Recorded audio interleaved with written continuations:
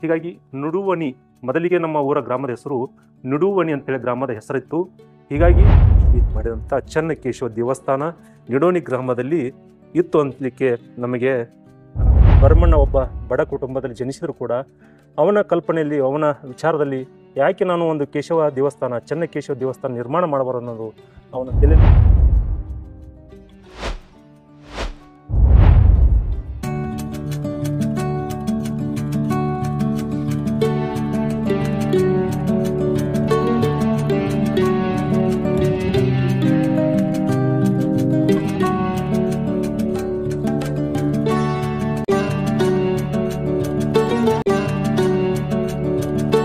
ನಮಸ್ಕಾರ ವೀಕ್ಷಕರೇ, ಇವತ್ತು ನಾವು ಬಿಜಾಪುರನ ಬಬಲೇಶ್ವರ ತಾಲೂಕಿನಲ್ಲಿರುವಂಥ ನಿಡೋಣಿ ಗ್ರಾಮಕ್ಕೆ ಬಂದಿವೆ. ಇವರು ಶಿವ ಮಗ್ದುಮ್ ಅಂತ ತಿಳ್ಕೊಂಡು ನಮಸ್ಕಾರ sir. Nidoni special news channel YouTuber ಇವರು ಕೂಡ. ನಿಡೋಣಿ ನ್ಯೂಸ್ ಸ್ಪೆಷಲ್ ಅಂತ ಇವರು ಯೂಟ್ಯೂಬ್ ಇದೆ. ಇವತ್ತು ನಮ್ಮ ನಿಡೋಣಿ ಗ್ರಾಮದ ದೇವಸ್ಥಾನ ಪರಿಚಯ ಇವತ್ತು ಇವರು ಶಿವ ಮಗ್ದುಮ್ ಅವರು ಮಾಡಿಕೊಟ್ಟಿರ್ತಾರೆ. ನಮಸ್ಕಾರ ಸರ್. ನಮಸ್ಕಾರ ತಮಗಿಲ್ಲ. ಈ ನಿಡೋಣಿ ಗ್ರಾಮದ ಈ ದೇವಸ್ಥಾನ ಪರಿಚಯ ತಾವು ಮಾಡಿಕೊಡ್ಬೇಕಂತ ನಮಗೆ. ಖಂಡಿತ. ಯಾಕಂದ್ರೆ ಅಲ್ಲಿಂದ ಬಂದಿದ್ದೀರಿ. ನಿಡೋಣಿ ಗ್ರಾಮದ ಇತಿಹಾಸ ಮತ್ತೆ ಧಾರ್ಮಿಕ, ಆಧ್ಯಾತ್ಮಿಕ ಹಾಗೆ ಈ ಪಾರಂಪರಿಕ ಏನೇನೋ ಕಲೆ ಅಡಿಗಿದೆ ಅನ್ನೋದು ಪರಿಪೂರ್ಣ ಎಲ್ಲರೂ ಈ ವಿಡಿಯೋನ ನೋಡಿದ್ರೆ ಮಾತ್ರ ಗೊತ್ತಾಗತ್ತೆ. ಯಾರು ಸ್ಕಿಪ್ ಮಾಡಬೇಡಿ. ಪೂರ್ಣ ವಿಡಿಯೋನ ನೋಡಿದ ಮೇಲೆ ನಿಮಗೆ ಅನಿಸಿಕೆ, ಅಭಿಪ್ರಾಯಗಳನ್ನ ಖಂಡಿತ ತಿಳಿಸಿ.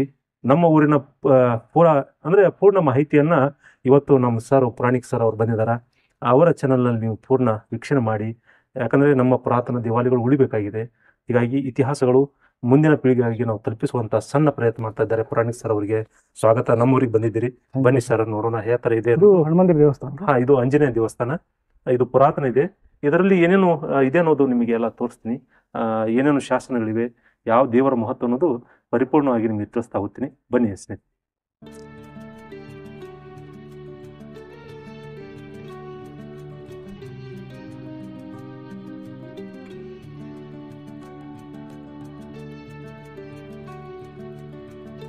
ನೀವು ನೋಡ್ತಾ ಇದ್ದೀರಿ, ಇದು ಪುರಾತನ ಆಂಜನೇಯ ದೇವಸ್ಥಾನ.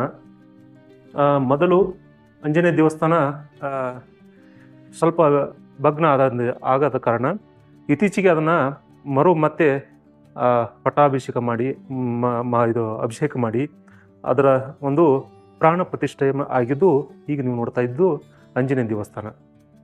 ಬನ್ನಿ ತೋರಿಸ್ತೀನಿ ನೋಡಿ. ಈಗ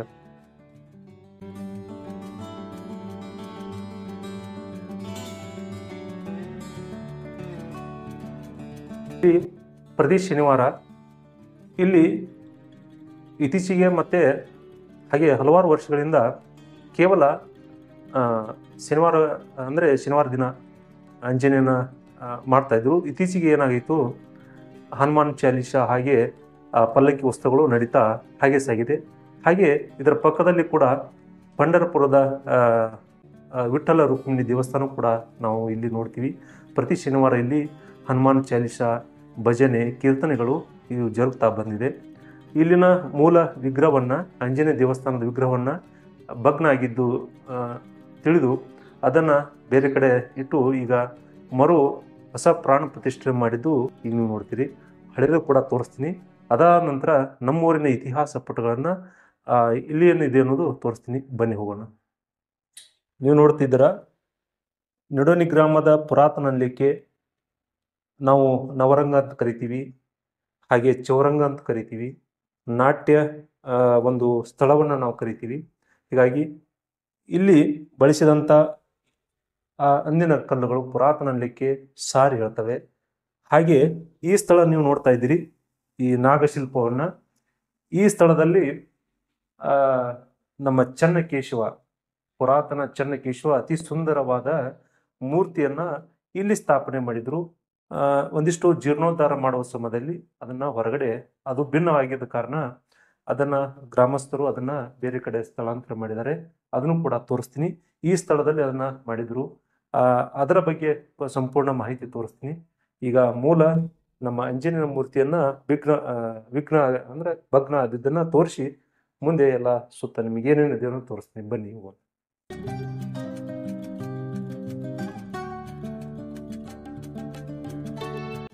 ಈಗ ನಾವು ಪ್ರದಕ್ಷಿಣಾ ಪಥ ಅಂತ ಕರಿತೀವಿ. ಇಲ್ಲಿಂದ ಹೋಗುವಾಗ ಏನೇನು ಕಾಣುತ್ತೆ ಅನ್ನೋದು ನಿಮಗೆಲ್ಲ ತೋರಿಸ್ತೀನಿ, ಬನ್ನಿ.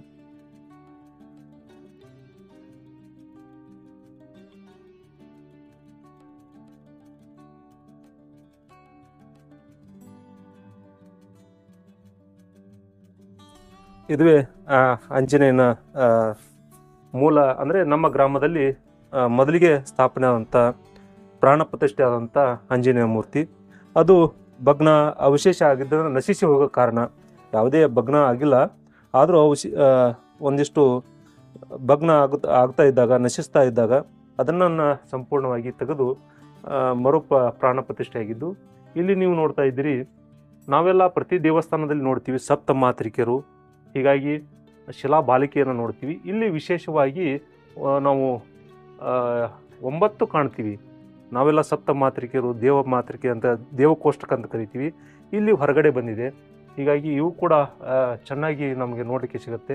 ಅಂದರೆ ಪುರಾತನ ದೇವಸ್ಥಾನಕ್ಕೆ ಒಂದು ದೇವಾಲಯ ಬೇರೆ, ಗುಡಿ ಬೇರೆ. ದೇವಾಲಯ ಅನ್ನಲಿಕ್ಕೆ ದೊಡ್ಡದಾದ ಪ್ರಾಂಗಣ ಇರಬೇಕು, ದೇವಕೋಷ್ಟಕ ಇರಬೇಕು, ಕ್ಷೇತ್ರಪಾಲ ಇರಬೇಕು, ಹೋಮಕುಂಡ ಇರಬೇಕು, ಹಾಗೆ ಶಿಖರ, ಹಾಗೆ ಸಪ್ತ ಮಾತೃಕೆಯರು, ಹೀಗಾಗಿ ಎಲ್ಲವನ್ನು ಒಳಗೊಂಡದಕ್ಕೆ ನಾಟ್ಯರಂಗ ಅಂತ ಕರಿತೀವಿ, ಚೌರಂಗ ಅಂತ ಕರಿತೀವಿ. ಅವು ಎಲ್ಲ ಇದ್ದಾಗ ಒಂದು ದೊಡ್ಡ ದೇವಾಲಯ ಅಂತ ನಾವು ಕರಿತೀವಿ. ಈಗ ಮುಂದೆ ನಿಮಗೆ ತೋರಿಸ್ತೀನಿ ಏನೇನಿದೆ ಅನ್ನೋದು.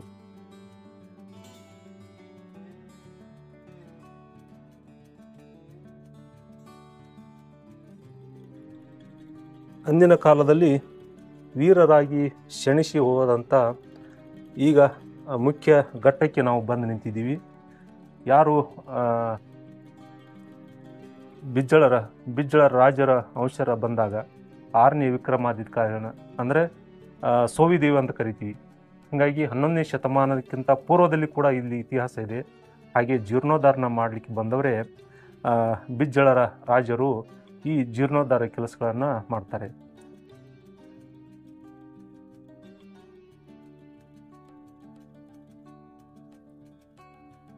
ಇಲ್ಲಿನ ಶಾಸನದ ವಿವರ ಕೂಡ ಇದೆ.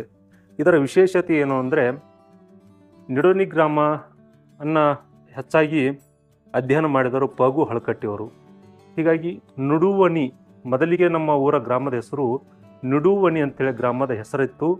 ಹೀಗಾಗಿ ಶಿವಮೊಗ್ಗ ಜಿಲ್ಲೆಯಲ್ಲಿ ಕೂಡ ಒಂದು ನಿಡುವಣಿ ಅಂತ ಗ್ರಾಮ ಇತ್ತು. ಹೀಗಾಗಿ ಒಂದಿಷ್ಟು ಗೊಂದಲ ಇದ್ದಾಗ ಪಗು ಹಳಕಟ್ಟಿಯವರು ನಿಜವಾದ ನಿಡುವಣಿ ಗ್ರಾಮದಲ್ಲಿ ಶಾಸನ ಇದೆ, ಆದರೆ ಶಿವಮೊಗ್ಗ ಜಿಲ್ಲೆ ಇರುವಂಥ ನಿಡುವಣಿ ಗ್ರಾಮದಲ್ಲಿ ಯಾವ ಶಾಸನಗಳು ಕಂಡು ಬರದ ಕಾರಣ ಇದೇ ನಿಜವಾದ ನಿಡುವಣಿ ಗ್ರಾಮದಲ್ಲಿ ಯಾಕೆ ಸಂಶೋಧನೆ ಮಾಡಿದ್ದಾರೆ ಅಂದರೆ, ಈಶ್ವರ ಕವಿ ಇಲ್ಲಿ ಅವನ ಅಂಕಿತನಾಮ ಇದೆ. ಹೀಗಾಗಿ ಕಲ್ಲಿ ಖ್ಯಾತ ಅಂಥೇಳಿ ತನ್ನ ತ್ರಿಪದಿಯಲ್ಲಿ ಅವನು ಉಲ್ಲೇಖ ಮಾಡ್ತಾನೆ. ನಿಡುವಣಿ ಗ್ರಾಮದ ನೆಲೆಸಿದಂಥ ಕಲ್ಲಿ ಖ್ಯಾತ ಅಂತೇಳಿ ನಾಮಾಂಕಿತ ಹಾಕಿದಾಗ ಯಾವುದು ನಿಡುವಣಿ ಗ್ರಾಮ, ಯಾವುದು ನಿಡುವಣಿ ಅಂಥೇಳಿ ಗೊಂದಲಕ್ಕಿಡಿದಾಗ ನಿಜವಾಗಿ ಗೊತ್ತಾಗಿದ್ದೇ ನಿಡುವಣಿ ಗ್ರಾಮದ ಶಾಸನ ಮುಖಾಂತರ ಗೊತ್ತಾಗುತ್ತೆ. ಇದು ಗೌರವೇಶ ದೇವಸ್ಥಾನದ ಒಂದು ಶಾಸನವನ್ನು ನೋಡ್ತೀವಿ. ಹೀಗಾಗಿ ಬಿಜ್ಜಳ ಸೋವಿ ದೇವ ಅಂತ ಕರಿತೀವಿ, ರಾಯಮುರಾರಿ ಅಂತ ಕರಿತೀವಿ. 1107ರಲ್ಲಿ ಅವರ ಆಳ್ವಿಕೆ ಬಂದಾಗ ಜೀರ್ಣೋದ್ಧಾರ ಮಾಡಿದ್ದು. ಅದಕ್ಕಿಂತ ಪೂರ್ವದಲ್ಲಿ ಗೌರವೇಶ ದೇವಸ್ಥಾನದ, ಅಂದರೆ ಈಗ ನಾವು ಸಂಕ್ರಮಣ ಸೂಕ್ತ ಸಮಯದಲ್ಲಿ ಅವರು ಈ ದೇವಸ್ಥಾನ ಕಟ್ಟಿದಂಥ ಒಬ್ಬೊಬ್ಬರ, ಅಂದರೆ ಈಶ್ವರ ಕವಿ ತಾನು ನಿಡೋನಿ ಗ್ರಾಮದಲ್ಲಿ ಕಲ್ಲಿ ಖ್ಯಾತ, ಅಂದರೆ ಕಲ್ಮೇಶ್ವರ ಅಂತ ಈಗ ನಾವು ಕರಿತೀವಿ, ಆ ದೇವಸ್ಥಾನದ ಇತಿಹಾಸಗಳನ್ನು ನಿಮಗೆ ತೋರಿಸ್ತೀನಿ. ಅಂದರೆ ಅವರು ಬರೆದಂಥ ತ್ರಿಪದಿಯಲ್ಲಿ ನಿಡುವಣಿ ಗ್ರಾಮದ ಕಲ್ಲಿ ಖ್ಯಾತ ಅಂತೇಳಿ ತಮ್ಮ ನಾಮಾಂಕಿತ ಹಾಕಿದಾಗ ಅಲ್ಲಿಂದ ನಮ್ಮ ಇತಿಹಾಸ ಪುಟಗಳು, ನಿಡೋನಿ ಗ್ರಾಮದ ಇತಿಹಾಸ ಪುಟ ತೆರೆಯುತ್ತಾ ಹೋಗುತ್ತೆ. ಹೀಗಾಗಿ ಗೌರವೇಶ ದೇವಸ್ಥಾನದ ಒಂದು ಶಾಸನ ನಾವು ನೋಡ್ತೀವಿ, ಇನ್ನೊಂದು ಶಾಸನ ಇದೆ, ಅದನ್ನು ಕೂಡ ನಿಮಗೆ ತೋರಿಸ್ತೀನಿ. ಇನ್ನೂ ಭಾಳಷ್ಟು ಶಾಸನಗಳು ನಿಡೋನಿ ಗ್ರಾಮದಲ್ಲಿವೆ. ಹೀಗಾಗಿ ಒಂದೊಂದಾಗಿ ಹೇಳ್ತೀನಿ. ಈಗ ನೀವು ನೋಡ್ತಾ ಇದ್ದೀರಿ, ಇದುವೇ ಚೆನ್ನಕೇಶವ ದೇವಸ್ಥಾನ. ನೀವೆಲ್ಲ ನೋಡಿದ್ರಿ, ಬೇಲೂರು ಹಳೆಬೀಡದಲ್ಲಿರುವಂಥ ಚೆನ್ನಕೇಶವ ದೇವಸ್ಥಾನ ನೋಡಿದ್ರಿ. ಹಾಗೆ ಸುಂದರ ಮನಮೋಹಕವಾಗಿ ಕೆತ್ತನೆ ಮಾಡಿದಂಥ ಮಕರ ಎಲ್ಲ ಚಾಮರಗಳು ಎಲ್ಲವನ್ನು ಸೂಕ್ತವಾಗಿ ಅಳವಡಿಸಿದಂಥ, ಕೆತ್ತನೆ ಮಾಡಿದಂಥ ನುಣುಪಾದ ಕಲ್ಲಿನಲ್ಲಿ ಮಾಡಿದಂಥ ಚೆನ್ನಕೇಶವ ದೇವಸ್ಥಾನ ನಿಡೋನಿ ಗ್ರಾಮದಲ್ಲಿ ಇತ್ತು ಅಂತಲಿಕ್ಕೆ ನಮಗೆ ಅತಿ ಸುಂದರವಾದ ಈ ಮೂರ್ತಿನೇ ಸಾಕ್ಷಿಯಾಗಿದೆ. ಹೀಗಾಗಿ ಇದರ ಒಂದಿಷ್ಟು ರಕ್ಷಣೆ ಕೂಡ ಈಗ ನಡೀತಾ ಇದೆ.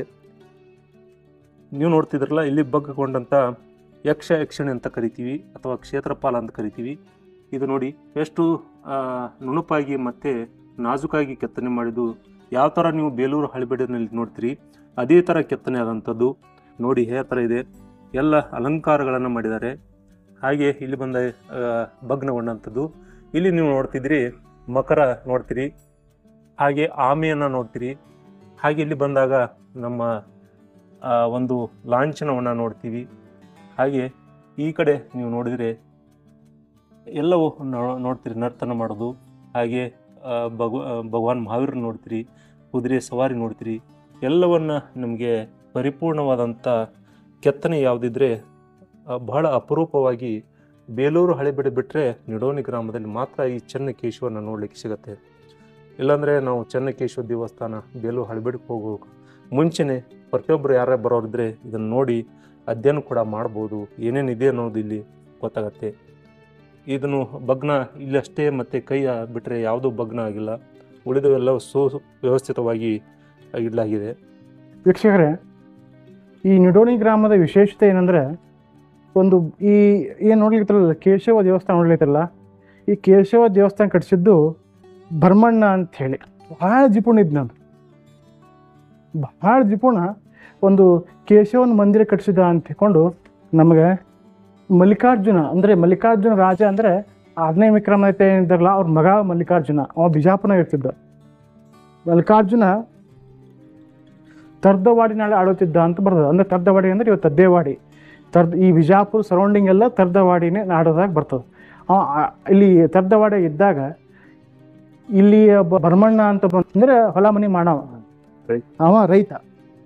ಅವ ಒಂದು ಕೇಶವ ದೇವಸ್ಥಾನ ಕಟ್ಟಿಸಿದ, ಅದಕ್ಕೆ ದಾನ ದತ್ತಿಗಳನ್ನು ಬಿಟ್ಟು ಕೊಟ್ಟರು ಅಂಥೇಳಿ ನಮ್ಗೆ ಶಾಸನದ ಮೂಲಕ ಅದು ತಿಳಿದು ಬರ್ತದೆ.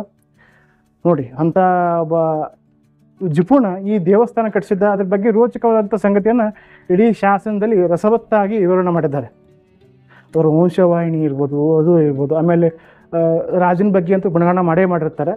ಈಗ ಒಂದು ಅದ್ಭುತವಾದಂಥ ಶಿಲ್ಪ ಇವತ್ತು ಇಲ್ಲಿ ನೋಡ್ತಾ ಇದ್ರಿ.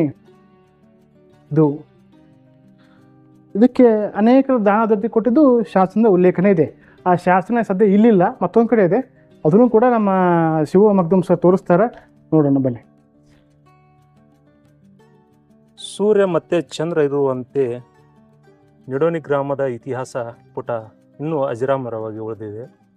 ಹೀಗಾಗಿ ಈ ಶಾಸನ ಏನು ಹೇಳ್ತದೆ ಅಂದರೆ, ನಿಡೋಣಿ ಗ್ರಾಮದಲ್ಲಿ ವಾಸಿದಂಥ ಒಬ್ಬ ಕೃಷಿಕ, ಒಬ್ಬ ಬಡ ರೈತ ಭರ್ಮಣ್ಣ ಅನ್ನೋವರು ರಾಜ ಮಲ್ಲಿಕಾರ್ಜುನ ಅವರ ಆಶ್ರಯದಲ್ಲಿ ಇದ್ದಂಥ ಒಬ್ಬ ಕೃಷಿಕ. ಅಂದಿನ ಕಾಲಘಟ್ಟದಲ್ಲಿ ಭರ್ಮಣ್ಣ ಒಬ್ಬ ಬಡ ಕುಟುಂಬದಲ್ಲಿ ಜನಿಸಿದರೂ ಕೂಡ ಅವನ ಕಲ್ಪನೆಯಲ್ಲಿ, ಅವನ ವಿಚಾರದಲ್ಲಿ ಯಾಕೆ ನಾನು ಒಂದು ಕೇಶವ ದೇವಸ್ಥಾನ, ಚೆನ್ನಕೇಶವ ದೇವಸ್ಥಾನ ನಿರ್ಮಾಣ ಮಾಡಬಾರದು ಅನ್ನೋದು ಅವನ ತಲೆಯಲ್ಲಿ ಬಂದಾಗ ಆ ಮಂದಿರ ನಿರ್ಮಾಣ ಅಂದರೆ ದೇವಾಲಯ ನಿರ್ಮಾಣ ಆಗಿದ್ದು ರೋಚಕ ಇತಿಹಾಸ.